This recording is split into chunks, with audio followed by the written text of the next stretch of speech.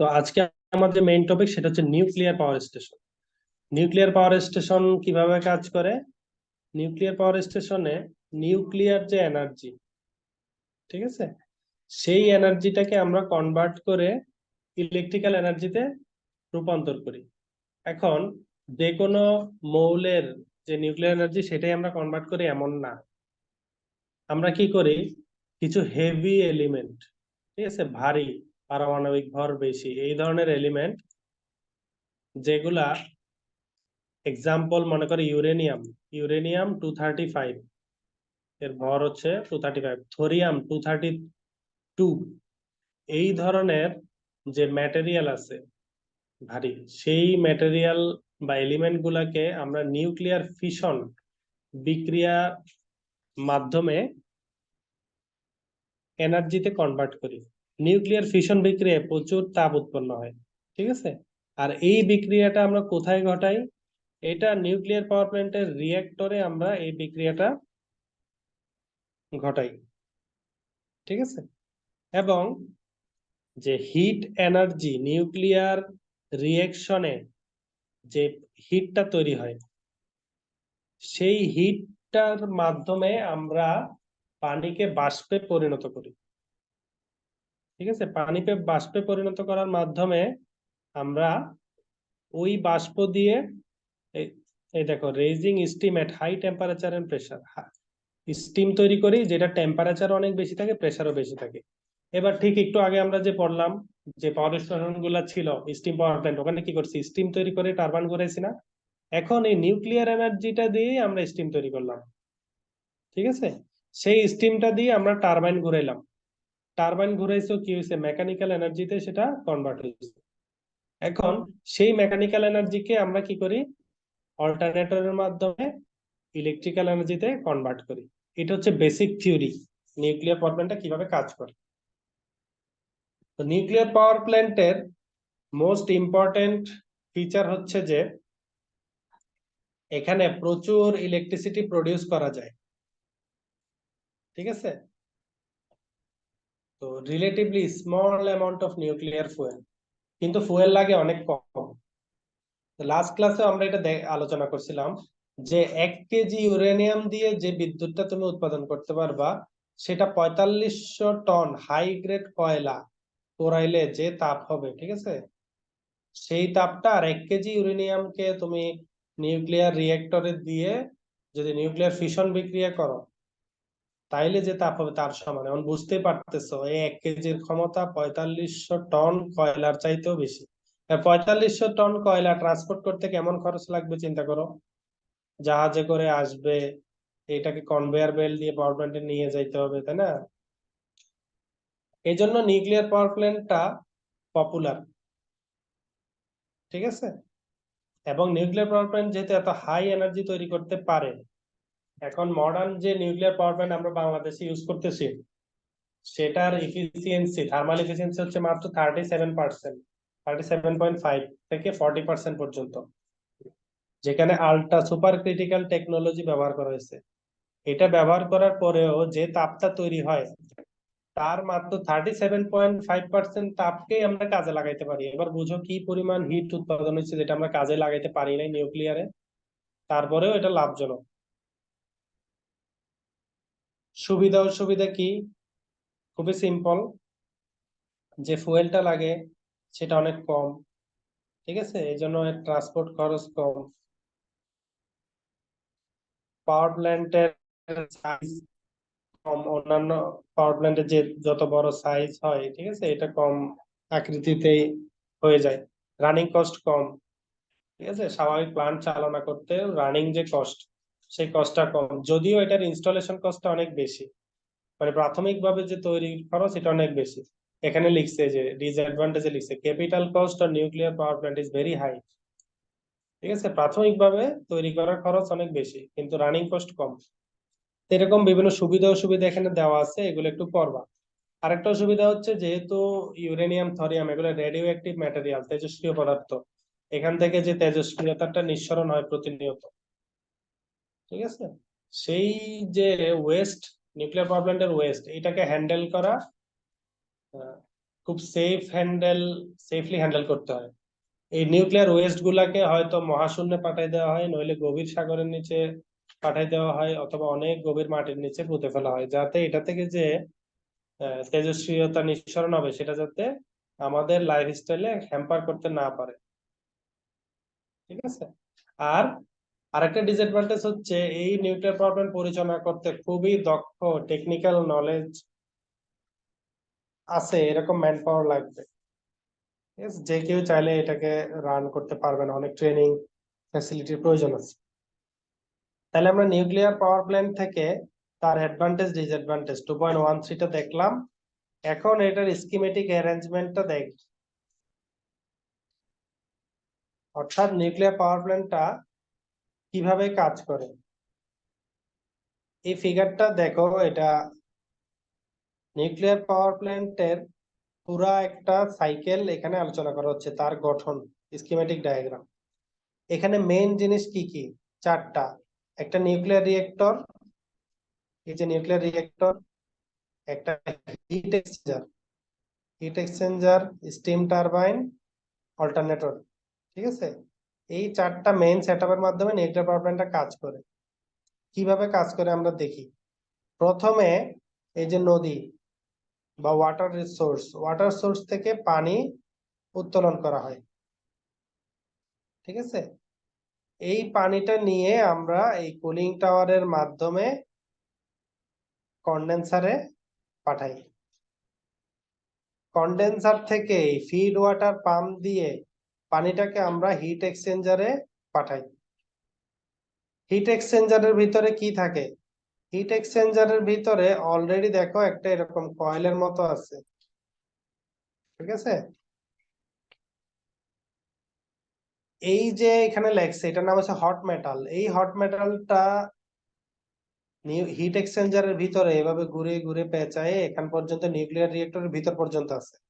এই নিউক্লিয়ার রিয়েক্টরে যে nuclear reaction হয়, সেই রিয়েকশনে যে হিটটা তৈরি হয়, সেই তাপটাকে এই হট মেটালের মাধ্যমে হিট এক্সচেঞ্জার পর্যন্ত ট্রান্সফার করে নিয়ে আসা হয়। ঠিক আছে, যেটাকে যতটুকু আনা যায় আর কি আনলাম। এইখানে যখন হিটটা আসলো, সেই হিটটা দিয়েই এখানে আমি যখন এই যে পানিটা দিলাম, এই পানিটা যখন এই হিটটা রিসিভ করে তখন সেই স্টিমে কনভার্ট হয়। হিট এক্সচেঞ্জারে ঢুকে ঠান্ডা পানি, বের হয় কি বাষ্প। ঠিক আছে, খুবই হাই হিটেড বাষ্প, হাই প্রেসার বাষ্প বের হয়। সেই স্টিমটা এই বাল্ব দিয়ে টারবাইনে এসে পড়ে। টারবাইনের ব্লেড গুলো যখন ঘুরে, সেই টারবাইনের সাথে একটা অল্টারনেটর কানেক্ট করা থাকে। টারবাইন ঘুরলে অল্টারনেটর ঘুরে। আর অল্টারনেটর কেমন, যে তার শেপ যদি ঘুরাও, তার টার্মিনালে সে তোমাকে বিদ্যুৎ উৎপাদন করে দিবে। তো অল্টারনেটরে এক্সাইটের মাধ্যমে তাকে আমরা এ থেকে এক্সাইট করে রাখি, যখনই টারবাইন ওকে ঘুরায় বিদ্যুৎটা উৎপাদন হয়। সেই বিদ্যুৎটা ট্রান্সফরমার, আইসোলেটর, সার্কিট ব্রেকার, আবার আইসোলেটর দিয়ে আমরা গ্রিডে নিয়ে ব্যবহার করি।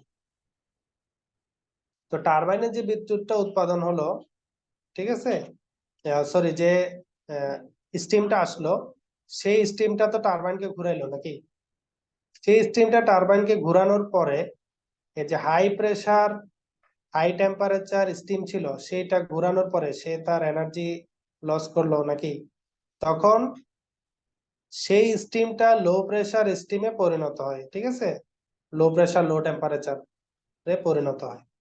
তো টারবাইনের শেষ প্রান্তে সেই লো প্রেসার লো টেম্পারেচার যে স্টিম থাকে, অনেক ক্ষেত্রে সেই স্টিমটাকে আবার নিয়ে আরেকটা লো প্রেসার টারবাইন ঘুরানো হয়, ওখান দিয়ে আবার বিদ্যুৎ উৎপাদন করা হয়। ঠিক আছে, ওইটা সেকেন্ডারি আরেকটা সাইকেল থাকে। এখানে ইজি একটা দেখানো হয়েছে। সাপোজ এখানে স্টিমের সব এনার্জি শেষ হয়ে গেল, তাহলে এখান থেকে কি হবে? স্টিম মানে কি? বাষ্প। তাহলে বাষ্প তো আর এখানে হারাই যাইতে পারবে না, টারবাইন তো একটা ব্লক চেম্বার, টারবাইনের চেম্বারটা। তো এখান থেকে ওই যে স্টিম, সেই এক্সস্ট স্টিমটা বের হয়। এখন স্টিমকে তুমি যদি কনডেন্স করো, ঠান্ডা করো, তাহলে কি হবে? আবার পানিতে পরিণত হবে না? তো আবার সেই পানিটাকে কনডেন্স করে এই কন্ডেন্সারের এই সাইকেলে আমরা ঘুরাই, একে ঠান্ডা করে আবার এখানে পাঠাই। বারবার আমরা এই রিভার থেকে পানি তুলতে থাকি না। যখন আমাদের এখানে স্টিমের লস হয়, পানিটা ঘাটতি হয়, পানি কমে যায়, তখনই আমরা কিছু কিছু পানি তুলে সাপ্লাই দিই। ঠিক আছে। তো নিউক্লিয়ার পাওয়ার প্ল্যান্টে এমন ভাবে এটাকে রান করে যে এই যে হট মেটালটা আছে এখানে, এটা কিন্তু এটার মধ্যে রেডিও অ্যাক্টিভিটি চলে আসে, তেজস্ক্রিয়তা চলে আসে। এটা আমাদের সংস্পর্শে আসলে আমাদের ক্ষতি হবে। তো আমরা কি করি, এই যে রেডিও অ্যাক্টিভ ম্যাটেরিয়ালটা আছে এটাকে কখনো আমরা পরিবেশের সংস্পর্শে আসতে দিই না, এটা একটা চেম্বারের মধ্যে থাকে। ঠিক আছে, প্রাইমারি যে সাইকেল। সেকেন্ডারি সাইকেলের যে স্টিম, ঠিক আছে, এই স্টিমটাকেও দেখো আমরা কিন্তু ব্লক রাখছি। আমরা এই স্টিমটাকেও আবার এক্সস্ট করে দিয়ে নতুন নতুন বারবার রিভার থেকে পানি তুলে ইউজ করতেছি না। ঠিক আছে, তাহলে এই হচ্ছে নিউক্লিয়ার পাওয়ার প্ল্যান্টের স্কিমেটিক ডায়াগ্রাম এবং এর ব্যাখ্যা। এটাও তোমরা দেখবা এবং এটাও ড্র করবা। ড্র করলেই এটা জাস্ট ব্যাখ্যা করতে পারবা, খুব ইজি। গেল। তো ড্র করার ক্ষেত্রে মেইন কি আঁকতে হবে, nuclear reactor, hit exchanger, turbine, alternator, এই চারটা আঁকার পরে বাকিটা তুমি দেখবা যে তুমি ব্যাখ্যা করতে গেলেই এটাকে ড্র করে ফেলতে পারবা। গেল। এখন হচ্ছে নিউক্লিয়ার রিয়েক্টর, এটা কিভাবে কাজ করে। নিউক্লিয়ার রিয়েক্টরের ভিতর কি হয়, নিউক্লিয়ার রিয়াকশন হয়, তাই না? এই দেখো এটা হচ্ছে একটা নিউক্লিয়ার রিয়েক্টর। নিউক্লিয়ার রিয়েক্টরের ভিতরে কি থাকে, রেডিওঅ্যাক্টিভ ম্যাটেরিয়ালটা থাকে। এই যে কালো কালো এগুলোতে দেখছো ইউরেনিয়াম। ঠিক আছে, এই যে ইউরেনিয়াম গুলো এখানে প্লেস করা হয়েছে। তো ইউরেনিয়াম গুলাকে যখন আমরা নিউক্লিয়ার ফিশন বিক্রিয়ার যদি দেখো, আমরা যদি একটা হাই স্পিড একটা পার্টিকেল দিয়ে ইউরেনিয়ামকে আঘাত করি, তখন তার থেকে কি হয়, এটা ভাঙে, ভেঙে আবার কয়েকটা আহ, তার অংশে বিভক্ত হয়, সেখান থেকে আবার নিউট্রন বের হয়, এবার আরেকটাকে আঘাত করে আবার হিট এক্সচেঞ্জ হয়। বিক্রিয়াটা দেখছো না, নিউক্লিয়ার রিয়েকশন অর্থাৎ চেইন রিয়েকশন বলে এটাকে। যে এই নিউক্লিয়ার রিয়েকশন বিক্রিয়া একবার শুরু হলে এটাকে থামানো অনেক টাফ। ঠিক আছে, আর নিজে নিজে থামে না, এমন হয় যেত এটা ব্লাস্ট হয়ে যাইতে পারে। এই জন্য কি করতে হবে, এই নিউক্লিয়ার রিয়েকশন, এই যে ইউরেনিয়ামের মাধ্যমে যে নিউক্লিয়ার রিয়েকশনটা তৈরি হয়, ঠিক আছে, এইটার স্পিডটাকে, এই বিক্রিয়াটাকে কন্ট্রোল করার জন্য এখানে কন্ট্রোল রড আছে। এখানে প্রচুর যে নিউট্রন তৈরি হয়, ঠিক আছে, চেইন রিঅ্যাকশনের মাধ্যমে, সেই নিউট্রন যখন আবার ইউরেনিয়ামকে আঘাত করে আবার হিট তৈরি হয়, আবার আরো কিছু খালি নিউট্রন তৈরি হয়।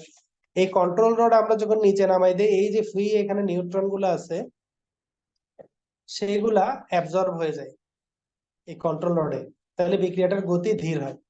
তো আমরা যদি কন্ট্রোল রড যদি না থাকে তাইলে কি হবে, তাইলে এখানে একদম ব্লাস্ট তৈরি হয়ে যাবে, এই বিক্রিয়া তো আর কেউ থামাইতে পারবে না। ঠিক আছে, এই জন্য আমাদের কন্ট্রোল রড ব্যবহার করা হয় রিয়েক্টরের ভিতরে বিক্রিয়াটা নিয়ন্ত্রণ করার জন্য। আর ইউরেনিয়াম গুলা আমাদের ফুয়েল প্যালেটের মধ্যে থাকে। এখন পুরা এই যে চেম্বার, ঠিক আছে, এই চেম্বারটাকে বলে প্রেসার ভেসেল। এইটা মনে করো অনেক হাই প্রেসার নিতে পারে এই ভেসেলটা, কারণ এখানে প্রচুর হিট তৈরি হবে। ঠিক আছে, হাজার হাজার জুল তাপ তৈরি হবে নিউক্লিয়ার রিয়েকশনে, সেটা সে তৈরি অ্যাবজর্ব করতে পারবে। তো এখানে কোনটার কাজ কি সেটা দেখবা। এরপরে দেখো এখানে যে হিটটা তৈরি হলো, ঠিক আছে, সেই হিটটাকে আমরা কি করি, একটা ম্যাটেরিয়ালের মাধ্যমে এখানে নিয়ে আসি না, এইখানে আসলো, ওই ম্যাটেরিয়ালটা হিট হয়ে এখানে আসলো। এখন এই ম্যাটেরিয়ালটা তো রেডিও অ্যাক্টিভ, তাই না? এই ম্যাটেরিয়ালটা তো বাইরে আসতে দেওয়া যাবে না, এই জন্য সরাসরি এইটা এইখানেই আমরা পানি ঢুকাই দিয়ে গরম করে ফেলতে পারতাম, কিন্তু এটা আমরা করি না। এখানে যদি তুমি পানি সাপ্লাই দিতা সেটা গরম হয়ে যেত না, সেটা দিয়ে স্টিম চালাতে পারত না, তাহলে তো পুরো জিনিসটাই তেজস্ক্রিয় হয়ে যেত, তোমার টারবাইন পর্যন্ত তেজস্ক্রিয়তা চলে যেত। তো এই জন্য আমরা এখানে আলাদা এই হিট এক্সচেঞ্জারটা ব্যবহার করছি। যখন এখানে আমরা পানি সাপ্লাই দিই হিট এক্সচেঞ্জারের মধ্যে, এদিক থেকে ঢুকছে পানি, এই হিটটা সে এই যে কয়েল ঘুরে গেল এটাকে রিসিভ করে, সেই স্টিমে তৈরি হয়, এরপর সে যায়, যেটা দেখাইছে। ঠিক আছে, এদিক দিয়ে ওয়াটার ঢুকছে, এখান থেকে স্টিম বের হয়েছে। তো নিউক্লিয়ার রিয়েক্টরের ভিতরে কি ঘটনা ঘটে, ঠিক আছে, এই দেখো চেইন রিয়েকশন হয়। ঠিক আছে, চেইন রিয়েকশনটা কিভাবে ঘটে সেই ব্যাখ্যাটা এখানে দেওয়া আছে। তারপর কোনটার কাজ কি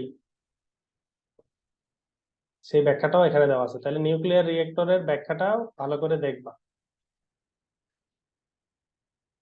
আচ্ছা, তারপরে যে ইউরেনিয়াম গুলা যেই ইয়ার মধ্যে থাকে ফুয়েল প্যালেটে, সেটাকে কি বলা হয়? Fuel rod. ঠিক আছে, ফুয়েল রডের মধ্যে কি থাকে? ফিশন ম্যাটেরিয়াল, অর্থাৎ যেটা দিয়ে ফিশন বিক্রিয়া করা হবে। কাকে দিয়ে ফিশন বিক্রিয়া করা হয়?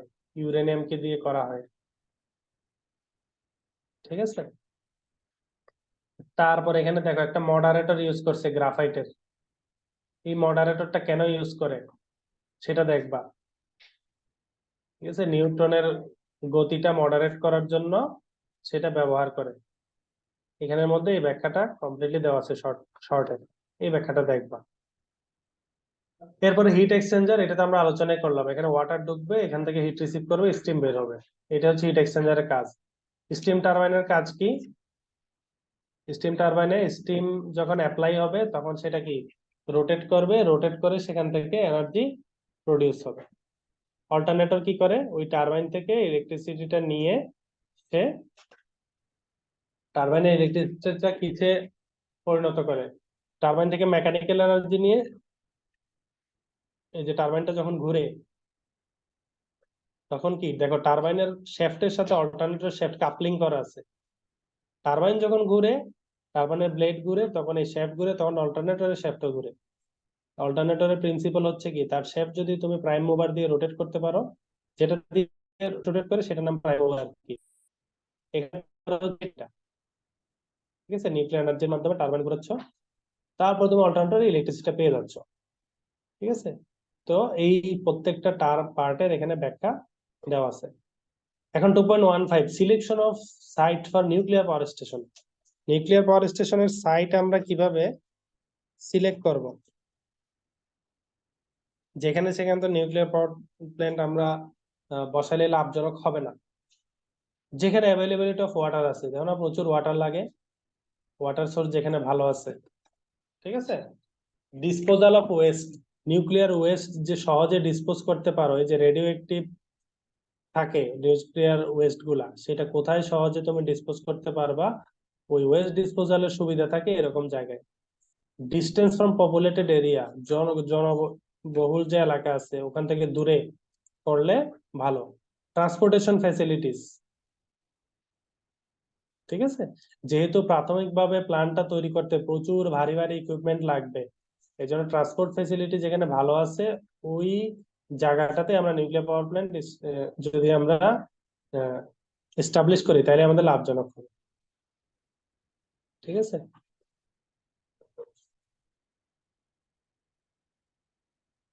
তাহলে এই হচ্ছে নিউক্লিয়ার পাওয়ার স্টেশনের আমাদের বিস্তারিত আলোচনা, যে সেটা কিভাবে কাজ করে। এখান থেকে তোমরা একটা ম্যাথমেটিক্স প্র্যাকটিস করবা, এটা হচ্ছে জাস্ট 2.17, এই ম্যাথটা দেখবা নিউক্লিয়ার পাওয়ার থেকে। তারপরে আছে গ্যাস টারবাইন পাওয়ার প্ল্যান্ট। তুমি যে ডিজেল পাওয়ার প্ল্যান্ট দেখছো, হাইড্রো ইলেকট্রিক পাওয়ার প্ল্যান্ট দেখছো, এইগুলোর মধ্যে দেখো স্যার ম্যাথ মেইনলি এটা কোনটা দেখবো? প্রথম ম্যাথটা 2.17 ফর্মুলা বসা হয়েছে। দেখো দুইটা ফর্মুলা বসাইছে জাস্ট ভাগের। এই ম্যাথটা দেখে নিবা 2.17টা। Okay sir. Gas turbine power plant, এখান থেকে কি করবা তোমরা? দেখো আমরা যতগুলো পাওয়ার প্ল্যান্ট দেখলাম, এখানে মূল হচ্ছে এনার্জি কনভার্ট করতেছে, তাই না? কোথাও ডিজেল দিয়ে ডিজেল পুরায়ে ইঞ্জিন চালাইতেছে, সেই ইঞ্জিন দিয়ে অল্টারনেটর ঘুরাচ্ছে, সেটা হয়ে গেছে diesel power plant. Hydro electric power plant কি করছে? পানিকে অনেক উপর থেকে ছাড়ছে, পটেনশিয়াল এনার্জি, পানির পটেনশিয়াল এনার্জিটা টারবাইনে পড়ছে, টারবাইন ঘুরছে, সেটা দিয়ে আমরা ইলেকট্রিসিটি প্রডিউস করছি। নিউক্লিয়ার পাওয়ার প্ল্যান্টে কি করছি? নিউক্লিয়ার বিক্রিয়া করাইছি, কেমিক্যাল রিয়াকশন হয়েছে, তাই না?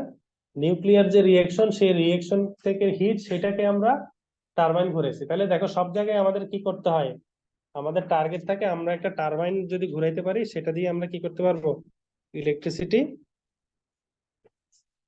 প্রডিউস করতে পারবো, তাই না? আচ্ছা, তো গ্যাস টারবাইন পাওয়ার প্ল্যান্টে কি করে? যেই জিনিসটা অল্টারনেটরকে ঘুরায়, ঠিক আছে, সেটার নামই হচ্ছে প্রাইম মুভার, এটা মনে রাখবা। তাইলে সব পাওয়ার প্ল্যান্টে কোন জিনিসটা ভিন্ন? সবই তো টারবাইন দিয়ে অল্টারনেটর ঘুরাচ্ছে, প্রাইম মুভারটা ভিন্ন, তাই না? এখন দেখো prime mover for the electrical energy is known as gas turbine power plant. এখানে কি হয়, গ্যাস টারবাইন দিয়ে, আগে তো তুমি টারবাইন ইউজ করছো হাইড্রো ইলেকট্রিক্যাল পাওয়ার প্ল্যান্টে, যে টারবাইন ইউজ করছো ওইটার নাম হচ্ছে কাপলান টারবাইন বা ফ্রান্সিস টারবাইন, ঠিক আছে, ইম্পালস টারবাইন, রিয়েকশন টারবাইন, এরকম বিভিন্ন নামে টারবাইন আছে। Kaptai hydro electric power plant যেটা আছে ওখানে কাপলান টারবাইন ইউজ করে, ঠিক আছে। ঠিক একইভাবে গ্যাস টারবাইন পাওয়ার প্ল্যান্টে গ্যাস টারবাইনের মাধ্যমে আমরা প্রাইম মুভারটা, গ্যাস টারবাইন পাওয়ার প্ল্যান্ট হচ্ছে আমাদের প্রাইম মুভার, এই গ্যাস টারবাইন দিয়েই আমরা অল্টারনেটরটাকে রোটেট করি, ঠিক আছে। তো গ্যাস টারবাইন পাওয়ার প্ল্যান্টে ওয়ার্কিং ফ্লুইডটা হচ্ছে গ্যাস বা এয়ার, বুঝতে পারছো? এয়ার হচ্ছে আমাদের ওয়ার্কিং ফ্লুইড। ফ্লুইড মানে কিন্তু লিকুইড না শুধু, ঠিক আছে, মানে তরল না, ফ্লুইড মানে গ্যাস আর লিকুইড দুইটাই বোঝায়। হম এখন দেখো এখানে কিভাবে এটাকে ইয়া করে, অপারেট করে। আমরা যে এয়ার থাকে সেই এয়ারটাকে কম্প্রেস করে আমরা একটা কম্বাসন চেম্বারে পাঠাই। তুমি এই বাতাসকে অনেক চাপ দিয়ে কমাবে, সাপোজ তোমার কাছে এই যে তুমি যে রুমে বসে আছো ওই রুমের যে বাতাস আছে ওইটাকে যদি চাপ দিয়ে, এই বাতাস কোথাও বাইরে হইতে পারবে না, বাতাসের অণুগুলো অনেক দূরে দূরে আছে না, তাকে তুমি যদি চাপ দিয়ে ছোট একটা জায়গায় নিয়ে আসো, রুমে যা বাতাস ছিল সেই বাতাসটাকে, যেই কাজটা তোমার বাসায় যে এলপিজি যে সিলিন্ডারে গ্যাস ইউজ করো না, এখানে বলে যে 12 কেজি গ্যাস, 14 কেজি গ্যাস, চিন্তা করো তো এটা কিভাবে থাকে। তোমার যে রুমে বসে আছো ওই রুমের পুরা গ্যাস মাপ দিলেও তো 12 কেজি হবে না, সিলিন্ডারের ভিতরে কিভাবে 12 কেজি ঢুকাই দেন। ঠিক আছে, গ্যাসকে কম্প্রেস করতে করতে লিকুইড ফর্মে চলে আসছে গ্যাস, ঠিক আছে। ওই লিকুইড ফর্মটাকে জোরপূর্বক সিলিন্ডারে রেখে বাল্ব বন্ধ করে দিছে। সিলিন্ডার থেকে যখন সে বের হয় তখন সে কি রেগুলেটরের মাধ্যমে গ্যাস হয়ে বের হয়, ভিতরে আছে কিন্তু লিকুইড হিসাবে। এই জন্য এত ছোট জায়গার মধ্যে তুমি 12 কেজি গ্যাস রাখতে পারছো, তাই না? গ্যাস তো অনেক হালকা, ওখানের মধ্যে 12 কেজি গ্যাস কোনোদিন আটবে? যখন সিলিন্ডার খালি হয়ে যায় তখনও তো ভিতরে গ্যাস থাকে, ওই গ্যাস মাপ দিলে তো 12 কেজি হয় না, তাই না? ওই রকম একটা বেলুন ফুলাইলে গ্যাস দিয়ে 12 কেজি হবে? হবে না। তার মানে কি, তুমি এয়ারকে চাইলে কম্প্রেস করতে পারো, কম্প্রেস করে এটাকে যখন তুমি একটা কম্বাসন চেম্বারে দিবা, ঠিক আছে, যখন সেটার মধ্যে তুমি হিট অ্যাড করবা তখন এর টেম্পারেচার বাড়বে। Heat is added to the compressed air either by burning fuel in the chamber or by use of air heater. তো কম্প্রেসড এয়ার আছে সেটার মধ্যে আমরা জ্বালানি ব্যবহার করে হিট অ্যাড করতে পারি, অথবা এয়ার হিটার ইউজ করেও হিট অ্যাড করতে পারি। The hot and high pressure air from the combustion chamber is then passed to the gas turbine. এখন দেখো এয়ারকে তুমি অনেক চাপ দিয়ে রাখছো, তার মধ্যে হিট দিছো, ঠিক আছে, অনেক চাপে আছে এয়ার, কিন্তু এয়ার তো এরকম থাকতে চায় না, সে তো এক্সপান্ড হতে চায়। তাকে তুমি যদি চাপটা সরাই ফেলার সাথে সাথে সে এক্সপান্ড হয়ে যাবে। যেমন মনে করো তুমি যখন ইয়া করো, একটা বেলুনকে ভিতর কিছু গ্যাস ঢুকাইলে, এখন বেলুনটাকে তুমি যদি চাপ দিয়ে ছোট করতে থাকো, ঠিক আছে, এটা যখন ফেটে যায় তখন কি হয়, এই গ্যাসটা পুরো জায়গায় ছড়ায় যায় না, এটা তো আর ওই বেলুন যতটুকু জায়গায় ছিল ওখানে আটকায় থাকে না। অর্থাৎ আমাদের যে এয়ারকে আমরা যে কম্প্রেস করলাম, তাকে হিট দিলাম, এখন এই হিটটাকে, এই এয়ারটাকে যখন আমরা একটা কম্বাসন চেম্বারে নিয়ে যাই, গ্যাস টারবাইনে পাস করি, তখন সেটা এক্সপান্ড করে, এই যে চাপ দিয়ে একে আটকায় রাখছো, খোলা পাইলে সে এক্সপান্ড হইতেছে, আরো বড় হয়ে যেতেছে। তখন যখন তুমি এই কম্প্রেসড এয়ার, যেটাকে আবার হিটও দিয়ে রাখছো, ঠিক আছে, হিট দিছো মানে ওর এনার্জি আরো এক্সপান্ড করছো। স্বাভাবিক একটা কম্প্রেস এয়ার যেভাবে এক্সপান্ড করতে চাইবে, হিট দিলে সে আরো বেশি এক্সপান্ড করতে চাইবে, কারণ তার অনুপরমাণু গুলো এমন এনার্জি পাইছে যে ওরা ওই ছোট জায়গায় থাকতে আর রাজি না, একটা আরেকটাকে প্রচুর ইয়া করা শুরু করছে, বিকর্ষণ করা শুরু করছে। এখন এইখানে তোমার যে কম্প্রেসড এয়ারটা, যেটা আবার হিটেড, সেটা যখন গ্যাস টারবাইনে আমরা দেই, তখন এই এক্সপানশনের কারণে মেকানিক্যাল ওয়ার্কটা ডান হয় এবং গ্যাস টারবাইনটা ঘুরে, এবং এই এনার্জিটাকে আমরা কি করি, অল্টারনেটরের মাধ্যমে ইলেকট্রিক্যাল এনার্জিতে কনভার্ট করি। তো অ্যাজ ইউজুয়াল আমরা যে অ্যাডভান্টেজ ডিসঅ্যাডভান্টেজ গুলো দেখছি এগুলো এখানে দেখবা, এগুলো জাস্ট থিওরি পড়াশোনা। অ্যাডভান্টেজ কি, এটা হচ্ছে simple design, steam power plant তো অনেক বড় সেটআপ, এটা হচ্ছে সিম্পল, এটার সাইজ ছোট, ঠিক আছে। সেই সাইজের স্টিম পাওয়ার প্ল্যান্টের চাইতে সাইজ ছোট। ঠিক আছে, তো এখানে আবার সুবিধা কি, এখানে গ্যাস টারবাইন পাওয়ার প্ল্যান্টে বয়লার লাগে না, ফিড ওয়াটার অ্যারেঞ্জমেন্ট এগুলো লাগে না। ঠিক আছে, অ্যাডভান্টেজ ডিসঅ্যাডভান্টেজটা এখান থেকে দেখবা। আর স্কিমেটিক ডায়াগ্রামটা যদি আমরা দেখি, এটাই আমাদের আজকে লাস্ট আলোচনা। গ্যাস টারবাইন পাওয়ার প্ল্যান্টের স্কিমেটিক ডায়াগ্রামটা দেখো, এটাই অপেক্ষাকৃত অন্যান্য গুলার চাইতে সহজ আর কি। এখানে কি কি জিনিস থাকে এখানে বলা আছে, এই যে শুরুতে কি কি এলিমেন্ট থাকে, কম্পোনেন্ট। এখানে কম্প্রেসর থাকে, রিজেনারেটর থাকে, কম্বাসন চেম্বার থাকে, gas turbine, alternator, starting motor. ঠিক আছে, এই টার্ম গুলো এখানে থাকে। কম্প্রেসর কি করে, ওই যে এয়ারকে কম্প্রেস করে। রিজেনারেটর কি করে, হিটকে রিকভার করে এক্সস্ট গ্যাস থেকে। কম্বাসন চেম্বার কি করে, এয়ারের মধ্যে হিট অ্যাড করে। গ্যাস টারবাইন কি করে, সেটা ওই যে কম্প্রেসড এয়ারের মধ্যে যে এনার্জি থাকে সেটাকে সে মেকানিক্যাল ওয়ার্কে কনভার্ট করে। ঠিক আছে, এগুলোর বিস্তারিত এখানে বলা আছে, যেটা আমরা এতক্ষণ আলোচনা করলাম আর কি। এই টার্ম গুলা থেকে যেটা জিস্ট, মূল কথা, সেটা এক্সট্রাক্ট করে নোট করবা। ঠিক আছে, গেল। এখন এটার আমরা যদি এখানে দেখি, এটাই যদি তুমি এখানে একবার পড়ে ফেলবা এই টার্মটা, তখন তুমি ওই চিত্রটা ভালো করে বুঝতে পারবা। সিম্পলি দেখো কি করে, জাস্ট এই জিনিসটা এখান থেকে বুঝবা যে কম্প্রেসর কি করে। কম্প্রেসর অ্যাটমসফেরিক পেয়ারে, অ্যাটমসফেরিক প্রেসারে যে এয়ারটা থাকে, ঠিক আছে, সেটাকে সে কম্প্রেস করে। ঠিক আছে, তার আগে আবার একটু ফিল্টার করে নেয়। ঠিক আছে, তো যেই কম্প্রেসরটা gas turbine power plant use করে সেটা রোটারি টাইপ, তার মানে সেটা রোটেশনাল, স্টেশনারি না। এই রোটারির যে ব্লেড থাকে সেগুলো কি করে, কম্প্রেসর কম্প্রেসরের মধ্যে যে এয়ার থাকে সেটাকে পুশ করে সামনের দিকে নিয়ে যায়। এখন সেটার তুমি মনে করো একদিকে এমন একটা পাইপ রাখছো যেটার এক পাশ মোটা আর এক পাশ চিকন। তুমি যদি এখান দিয়ে বাতাসটাকে ব্লো করো, কি হবে, চিকন পাইপ দিয়ে, মোটা সাইড দিয়ে বাতাস দিচ্ছ, চিকন পাইপ দিয়ে বের হচ্ছে, তাহলে চিকন পাইপ দিয়ে যে বাতাসটা বের হবে সেটা প্রেসার বেশি থাকবে না। সাপোজ মনে করো আমরা যখন বাগানে পানি দেই, ঠিক আছে, তখন আমরা কি করি, যে পানিটা দিচ্ছি ওখানে মাথাটা আমরা চিকন করে ফেলি না, তাহলে কি পানি বেশি প্রেসারে বের হয় না নাকি? বুঝতেছো? শুনতে পাচ্ছ আমার কথা? জি স্যার। ঠিক আছে, আমরা যখন বাগানে পানি দেই তখন কি করি, পানি যে বের হয়, তো পাইপের মাথাটা চিকন করে ফেললে হাই প্রেসারে বের হয়, মাথা মোটা করে ফেললে লো প্রেসার বের হয়। ঠিক এরকম এভাবে এয়ারটাকে এই পদ্ধতিতে কম্প্রেস করা হয়। রিজেনারেটর কি করে, রিজেনারেটর এক্সস্ট গ্যাসের মধ্যে যে হিটটা থাকে সেইটাকে সে রিজেনারেট করে। ঠিক আছে, recover heat from the exhaust gas. Combustion চেম্বারে কি করি আমরা, কম্বাসন করি, মানে জিনিসটাকে ব্লাস্ট করে মনে করো। ঠিক আছে, এটার মধ্যে এয়ার ব্লাস্টটা হয়। In combustion chamber heat is added to the air by burning oil, heat আমরা অ্যাড করি। এরপরে গ্যাস টারবাইন দিয়ে আমরা কি করি, mixture of gases at high temperature and pressure passes on the gas.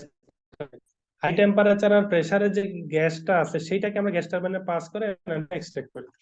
এখন চিত্রটা দেখলে আইডিয়া পাবা। এটা হচ্ছে গ্যাস টারবাইন পাওয়ার প্ল্যান্টের স্কিমেটিক ডায়াগ্রাম। এখানে কি হয়েছে দেখো, প্রথমে এয়ার নিছি আমরা, ফিল্টার করে কম্প্রেসরে, দেখছো কম্প্রেসর কি করছে, এক সাইড মোটা এক সাইড চিকন এরকম দেখাচ্ছে একটা চেম্বার, জাস্ট এটা ব্লক ডায়াগ্রাম এরকম আর কি।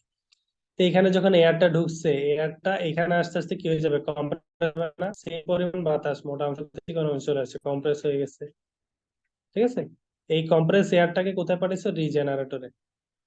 রিজেনারেটরে কি হয়েছে, গ্যাস টারবাইনে অলরেডি যে গ্যাসটা পাস হয়েছে সেখানে কিছু এক্সস্ট গ্যাস তৈরি হয়েছে।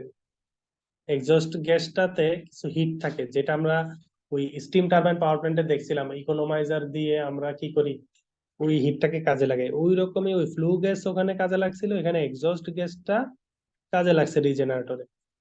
এই রিজেনারেটরে যে এক্সস্ট গ্যাস গেছে, সেই এক্সস্ট গ্যাসের হিটটা এই এয়ারটা এখান থেকে কিছুটা এক্সস্ট গ্যাসের হিট রিসিভ করছে, তাই না? এয়ারটা যখন এই পাইপ দিয়ে এখানে আসতেছে, বাইরে তো গরম টেম্পারেচার এক্সস্ট গ্যাসের কারণে, তো রিজেনারেটরটা কি করছে, এক্সস্ট গ্যাসের তাপটা গ্যাসের মধ্যে পাস করছে এয়ারের মধ্যে। সেই এয়ারটা এরপর কম্বাসন চেম্বারে আসছে। কম্বাসন চেম্বারে কি হয়েছে, কম্বাসন চেম্বারে এই এয়ারের মধ্যে আরো হিট অ্যাড করা হয়েছে। এই হাই হিটেড, হাই প্রেসার এয়ারটা যখন গ্যাস টারবাইনে এসে আমরা অ্যাপ্লাই করছি, তখন টারবাইনে কি হয়েছে, টারবাইনে ব্লেডটা ঘুরছে। এখন দেখো, গ্যাস টারবাইনের প্রতীক আর কম্প্রেসরের প্রতীক জাস্ট উল্টা একটা আরেকটা। কম্প্রেসর কি করছে, হাই প্রেসারকে, লো প্রেসারকে হাই প্রেসারে নিয়ে গেছে এয়ারকে। তো টারবাইনের মধ্যে টারবাইন ঘোরার ফলে কি হয়, এদিকে হাই প্রেসার থাকে, এরপরে ব্লেডটা যখন ঘুরে গ্যাসটা এদিকে চলে আসে, তখন কি প্রেসার কমে যায়। এই জন্য এটা প্রত্যেকটা এরকম, ঠিক আছে? তো যখন কমে গেল প্রেসার, তখন এই এয়ারের এনার্জিটা দিয়ে টারবাইনটা ঘুরলো, ঘুরার পরে যে এক্সস্ট গ্যাস সেটা তো এদিকে চলে গেল। আর সেই এনার্জিটার কারণে কি হলো, এই গ্যাস টারবাইনের শ্যাফটটা ঘুরলো। এই দেখো, গ্যাস টারবাইনের শ্যাফটের সাথে কম্প্রেসরের শ্যাফটও লাগানো, অল্টারনেটরের শ্যাফটও লাগানো। এই গ্যাস টারবাইনের শ্যাফট দিয়ে কি হয়, কম্প্রেসর ঘুরে, অল্টারনেটর ঘুরে, আর অল্টারনেটর ঘুরে হয়। ঠিক আছে? তো দেখো এখানে একটা ইন্টারেস্টিং জিনিস, starting motor. Gas turbine power plant শুরুতে তো কম্প্রেসর তোমার রান করা লাগবে, কম্প্রেসরের ভিতরে ব্লেড আছে, সেটাকে ঘুরাই তো আমরা প্রেসারটাকে কমাই, তাই না? সেটাকে ঘুরাই তো আমরা প্রেসারটা কমাই। এখন আমরা যে প্রেসারটা কমাবো, এই প্রেসার কমাইতে গেলে এটা তো ঘুরাইতে হবে। এখন মনে করো প্লান্ট বন্ধ, এটা কিভাবে ঘুরবে, টারবাইন তো আর ঘুরতেছে না। স্টার্টিং মোটর দিয়ে শুরুতে যখন আমি এই শ্যাফটটা ঘুরাই, তখন কি হয়, এই কম্প্রেসরটা রান হয়। ঠিক আছে, কম্প্রেসরও তো ঘুরতে হবে, এটা স্টার্টিং মোটর দিয়ে রান করা হয়। একবার যখন প্ল্যান্ট রান হয়ে যায়, তখন এই মোটর বন্ধ। তখন গ্যাস টারবাইন যে ঘুরতেছে, সেই এনার্জি দিয়ে কম্প্রেসর ঘুরে, আবার অল্টারনেটর ইলেকট্রিসিটি প্রডিউস হয়। আর কম্বাসন চেম্বারে আমরা তো প্রতিনিয়ত আমাদের হিটটা অ্যাড করতে থাকি। এই হচ্ছে গ্যাস টারবাইন পাওয়ার প্ল্যান্টের ব্যাখ্যা। ঠিক আছে? তো এতটুকুই হচ্ছে আমাদের আলোচ্য বিষয়। তো এখানের মধ্যে তোমরা আরেকটা জিনিস কম্পারিজন দেখবা, সেটা হচ্ছে এখানে কিছু কম্পারিজন দেওয়া আছে, যে steam power plant hydro electric power প্ল্যান্টের মধ্যে কম্পারিজন, স্টিম হাইড্রো ডিজেলের মধ্যে কম্পারিজন, স্টিম হাইড্রো ডিজেল নিউক্লিয়ারের মধ্যে কম্পারিজন। এই চারটা যদি দেখো, তাহলে চারটার মধ্যে তোমার কম্পারিজন জানা হয়ে গেল। ঠিক আছে? এগুলো V K Mehta principal of power system বইটা থেকে পড়াচ্ছি। এরপরে দেখো, steam power station, hydro electric, diesel, nuclear, ওইটার এক্সটেনশন ওই পৃষ্ঠা পর্যন্ত গেছে আর কি। এই কম্পারিজনটা দেখলে তুমি যে এখন পর্যন্ত চ্যাপ্টার 2 তে যা যা পড়লা, থিওরির একটা সামারি এখানে পেয়ে যাবা। ঠিক আছে? তো এই হচ্ছে আমাদের কমপ্লিট আলোচনা চ্যাপ্টার 2 পর্যন্ত। তাহলে আমরা আর্টিকেল কত পর্যন্ত আলোচনা করলাম, চ্যাপ্টার 2 এর এটা আর্টিকেল কত, 2.18, তাই না? 2.14 থেকে 12,